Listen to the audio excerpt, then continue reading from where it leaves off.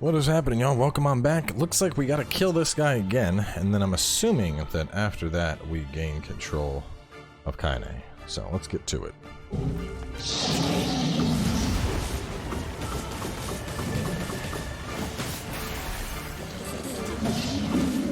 What anger this creature must have.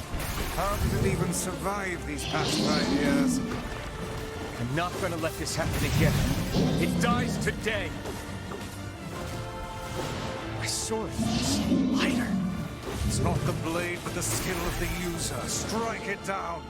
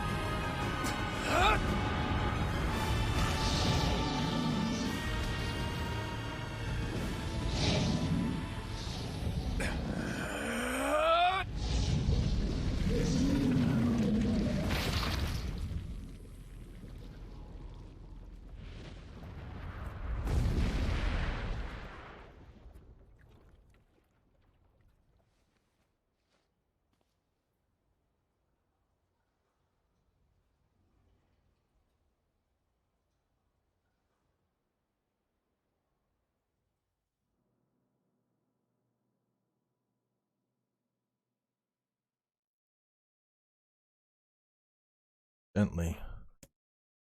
Weakly, softly, the shade, sure that its tormentor was dead, turned and stomped off towards the horizon, stopping along the way to bellow one final roar.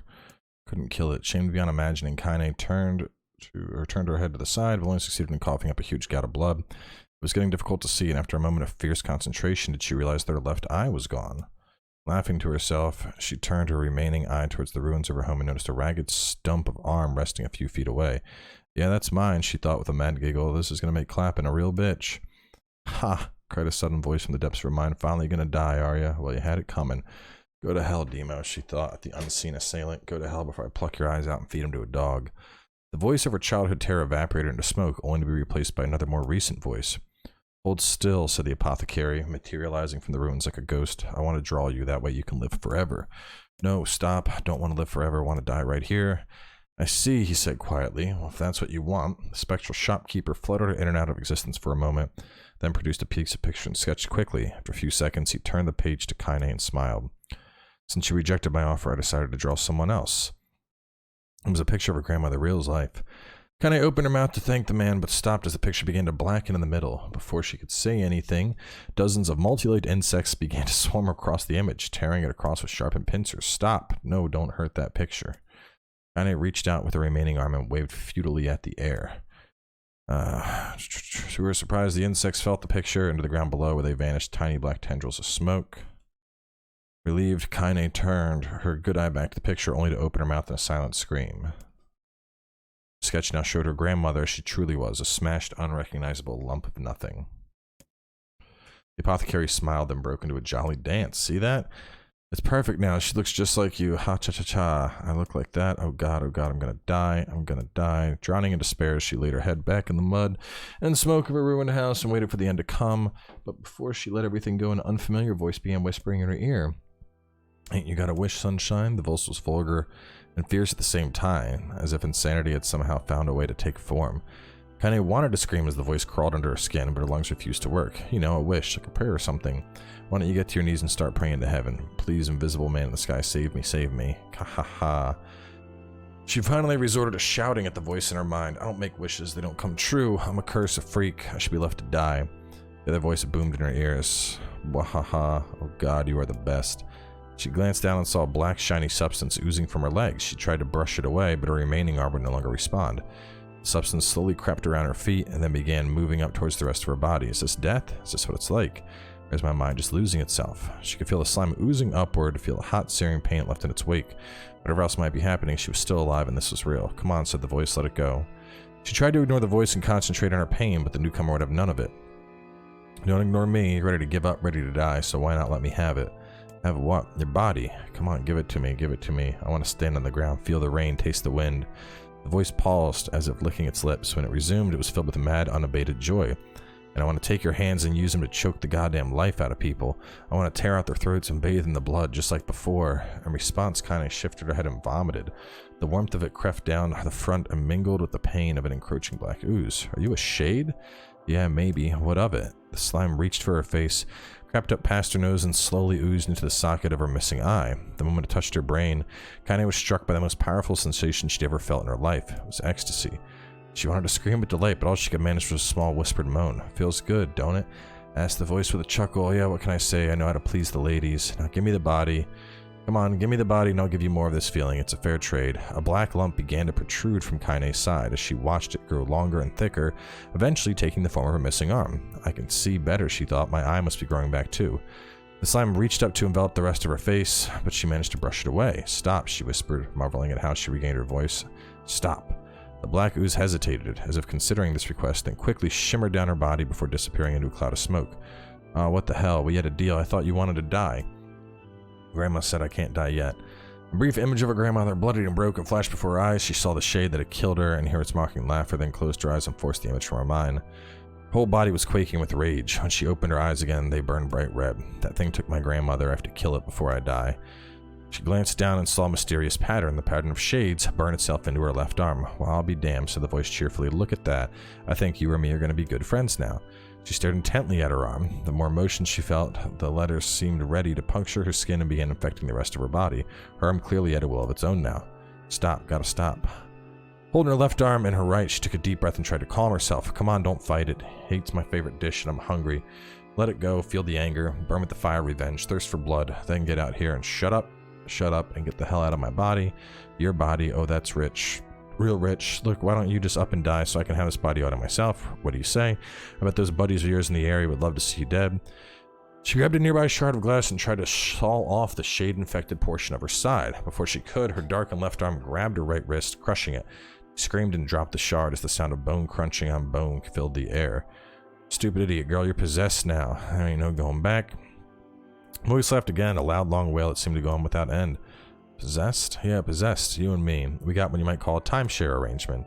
Remember how folks used to think you were a freak? Well, wait till they get a load of you now. She looked up, tears in her eyes. The sky seemed somehow smaller, darker. Is this because of that shade? Is this how they see the world? So listen, purred the voice. I know this whole possession thing seems a bit sudden, but it ain't all bad. There's plenty in it for you. A very powerful creature, and now that power belongs to you. You got enemies, people you want to kill, I can make it happen. That little fat kid who kept picking on you, that big old shade that squashed your granny, will wrap them up in their own assholes. No more abuse for you, no more pain. Wait, you're a shade, why would you help me kill another shade? What, you think I'm some kind of racist, some killing snob? I don't give a good goddamn who you murder, honey pants, I just want to drink from that well. Consider this as she struggled to her feet, the power of the shade coursing through her. Smoke from her house was drifting away with the wind, and she enjoyed the way the cool evening breeze felt on her new arm. After a long pause, the voice spoke up again. So how about it, you and me? We could have some good times together. Look, I'll even take care of the bloody part if you don't want. Fuck off, asshole, muttered Kaine. I'll handle the killing. Screamed, look at you. Look at you go, we're gonna have so much fun. So listen, my name's Tyrann. If you ever need me, I'll be hanging out in this piece of meat you call a heart. Now get to it. The more you kill, the more your heart turns rotten and sour, and I like rotten and sour. She found herself nodding at the voice. Yeah, I think this can work. I'm gonna find that shade and I'm gonna strangle it with its own guts. And when I'm done, I'm gonna do the same to you, Tyrann. Count on it. Ha, laughed Tyrann. I've shit bigger than you, so good luck with that. Oh, and hey, one more thing. Right now, you and me are sharing this body, but if you ever run out of hate, if you ever go soft, then I'm gonna take over everything. So keep on killing and watch your back. The voice grew fainter and gradually faded away, fading to somewhere deep inside Kaine herself. She waited until she was sure it was gone, then waved her new left arm around a few times. It feels perfectly normal. It feels like mine. She began poking and prodding at the new limb, determined to find something wrong with it. She didn't want it to feel normal. That would mean the creature inside her had already won. I am not a shade, I am Kaine. Repeating this mantra in her mind, she slowly began digging through the rubble of her house, being careful to ignore a certain red-stained spot in the corner. After what seemed like an eternity of heartbreaking work, she found what she was looking for, the wreath of lunar tears. Though it had been through hell and back, the garland's petals were as bright as ever. She started to place it in her hair, then slowly lowered it and stared at it. I'm sorry, Grandma, I'm so sorry, but I don't deserve to wear this anymore. I'm possessed, corrupted, a freak, and this time I don't think there's any going back. Holding the flowers to her heart, she fell to the ground and sobbed. As night gradually lightened to dawn and the people of the area rose to their daily lives, she remained in that position as if tears could somehow wash away the horror that now infected her world. Whew, a lot of dialogue. Alive. Stay alive. Stay alive. Grandma. Kaine, you gotta live. You gotta come back to us.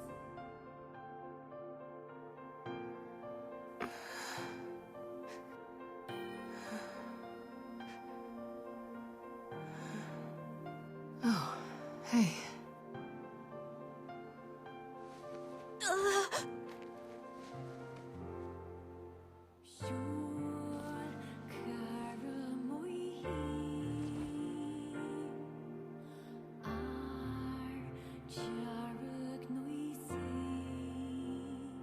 Emil, you were the one calling me, weren't you? You still recognize me? Of course. I knew you right away. Thank you, Kaine. Welcome back, Kaine. Wow, you grew up. So, how long has it been? 5 years.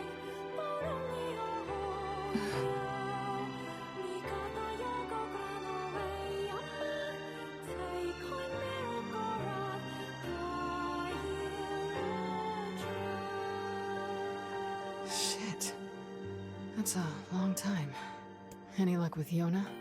We are still no closer to finding her. We need a way to locate the Shadow Lord. By the way, this is for you.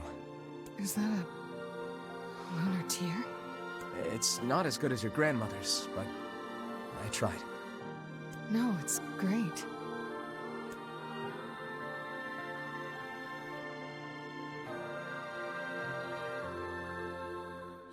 Kaine waking from her long petrified sleep. Emil's unflagging kindness.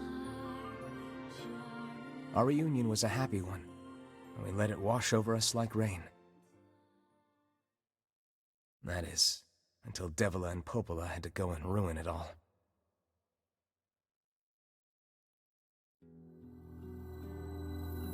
Are you kidding me?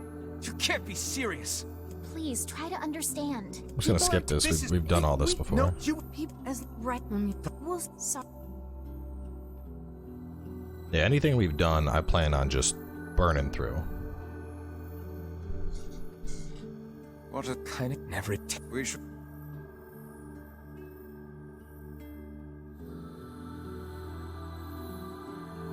I didn't get much sleep that night. For the first time in my life, I hated Devila. For the first time in my life, I doubted Popola. But those feelings are pointless in the end. They said and did what they did for the sake of the village. To protect it from the horror of the Shades.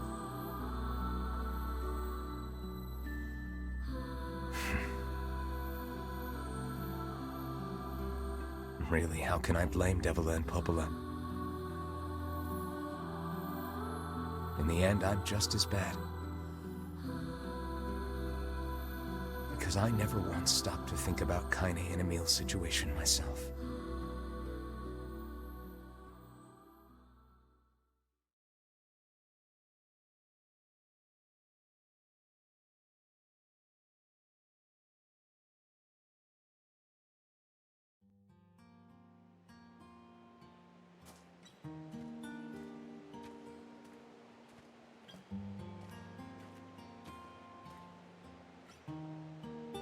Shit, but we're good with it. I got a fire going. Kaine. Wait, is that... Campfires? I'm so happy to get to talk to you again, Kaine. Yeah, me too. I tried everything I could think of to save you, you know. I polished you with a special cloth. I poured warm water over you. Wait, you poured water on me? Yeah. but it didn't really do much except make you all shiny. Hey, Emil. Thanks for saving me. I guess you noticed how I look different now. I'm sorry, Emil. I'm sorry for all of it. Well, I mean, this new form isn't all bad, you know? At least I can look at you when we talk, right? Hey, so why don't you tell me something about yourself? I'm not very interesting. Sorry. Come on, I just want to know you better. Please? Fine. This all happened when I was a kid, before the whole shade possession thing. My body is different. And when the villagers found out about it, they started treating me like a freak. But one person, my grandmother, accepted me just as I was. No matter how bad things got, she gave me the strength to keep going. She's really special to you, huh? Yeah. Oh, hey! That gives me an idea. Since we cured your petrification, we should start looking for a way to cure your possession in my body. I know we can do it if we all work together. Heck, it'll probably be super easy. Let me guess. More warm water? Okay, can we just forget I told you about that?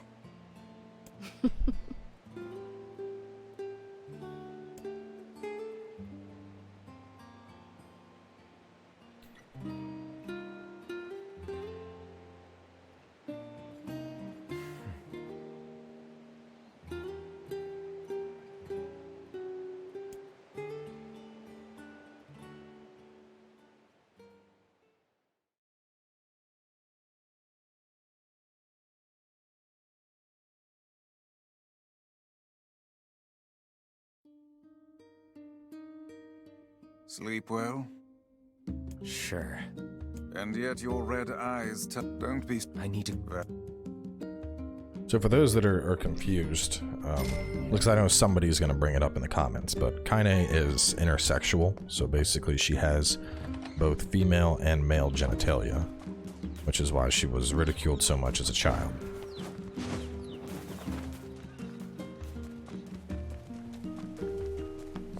Hey. Oh, I pretty much. Oh, Yeah. sorry. You don't let him.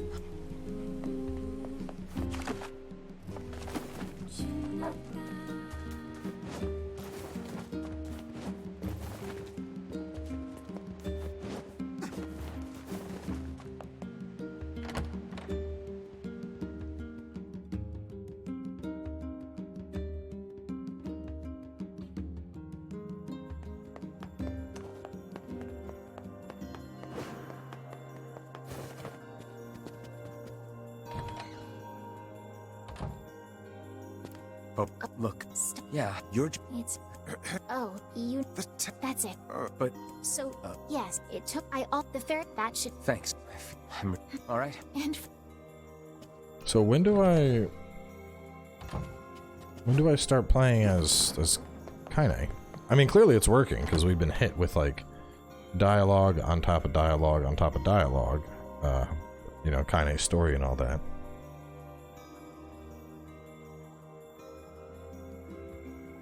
The path of... How excellent to know the canal is finished. Hopefully this puts our days of running all over behind us. The faster we can move, the faster we can save Yonah. Let's use it as often as we need.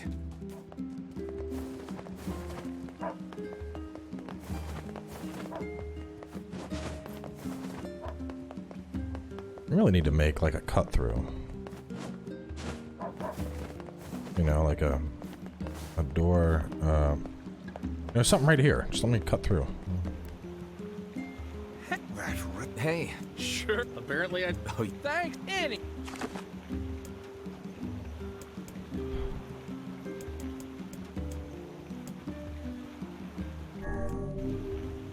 I guess I go back to the Lost Shrine? I don't know. It should, like, I should be able to control Kaine soon. I don't know why I'm still running around as NieR.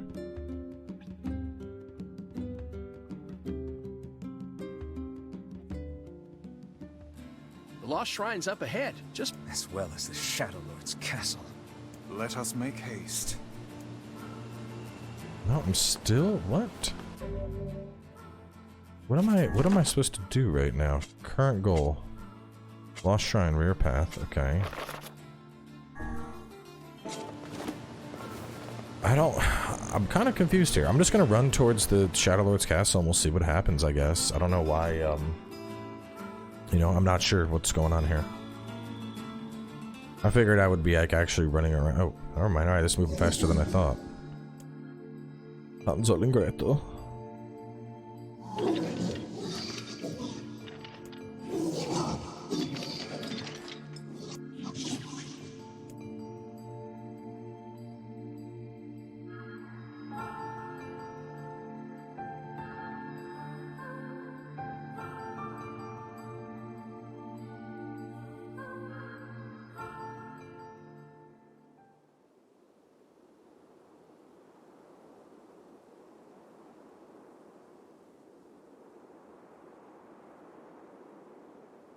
It's like I'm seeing new stuff, but I'm not playing as Kaine yet, which that's the thing that's confusing me here.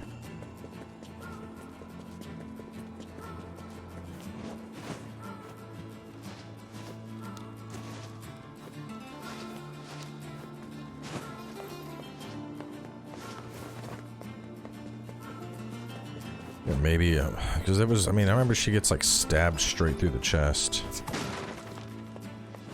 So maybe once that happens, it takes over and I start controlling her instead or something? And then the other question is, how much do we, you know, do I play back through? Do I just gotta get the things and fight Shadow Lord again? Or do I go a different route? Like, is it a more... I mean, I'd assume it's a different storyline I follow. Like, the path has to diverge somewhere.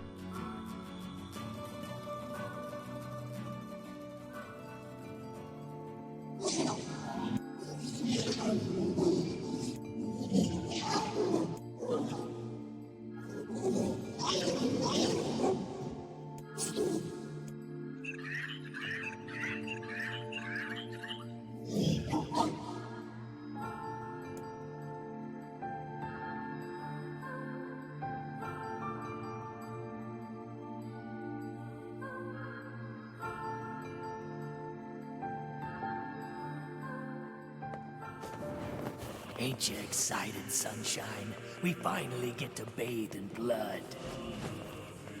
Don't talk to me. I want to kill so bad I can barely stand it.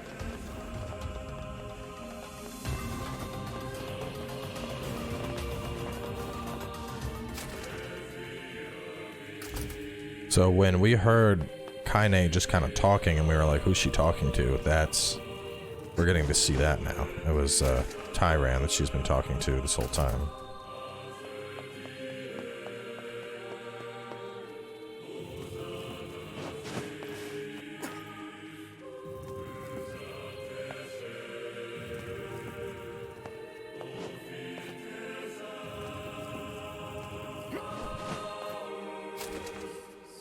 This is all too easy.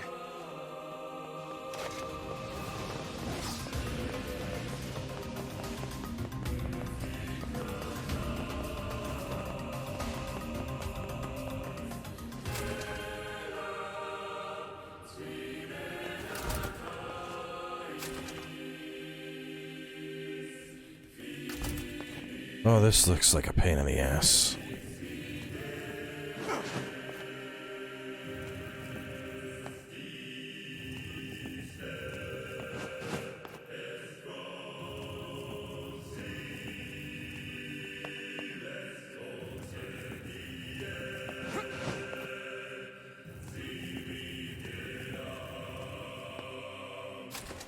I will say I'm not particularly fond of just redoing parts like this. Like, I wish they would have, you know, expanded the story, like, from the very start, you know?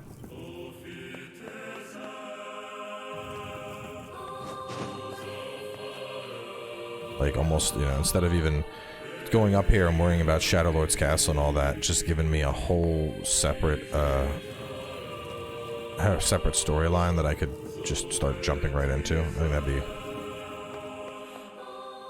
think that'd be cooler.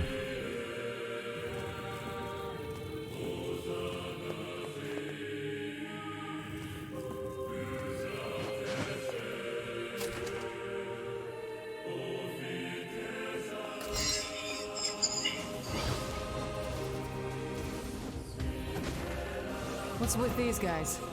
Certainly not your garden variety shades. Their bodies aren't fully functional. Say, I've heard of this. A cursed area where incomplete shades gather.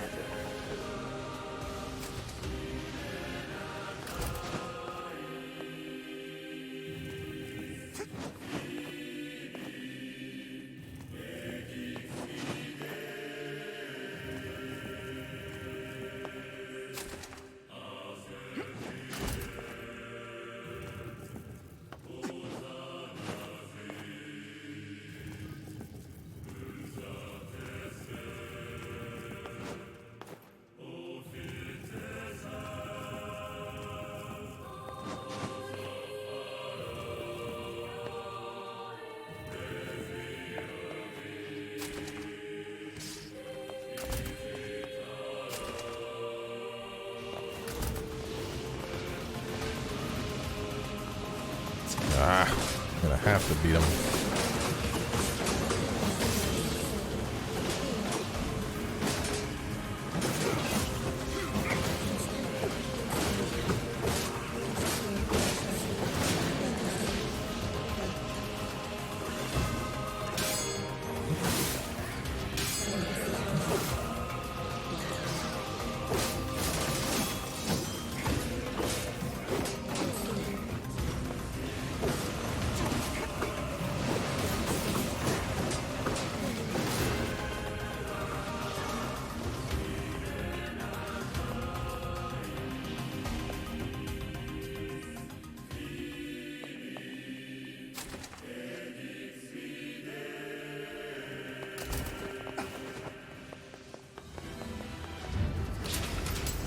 Yeah, I'm guessing the story will probably shift once we get up to the top.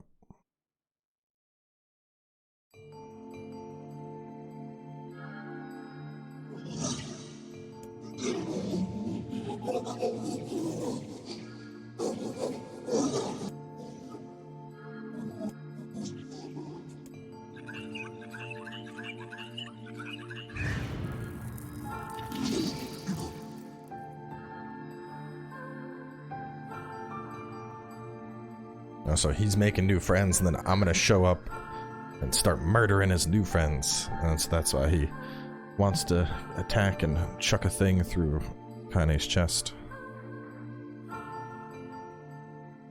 Well, let's wrap up here, because I think it's gonna be I think we're about to come up on another cutscene heavy part, probably a lot of text with Kaine and Tyrann discussing. So stay tuned. I'll catch you all, and we will continue with more in just a bit.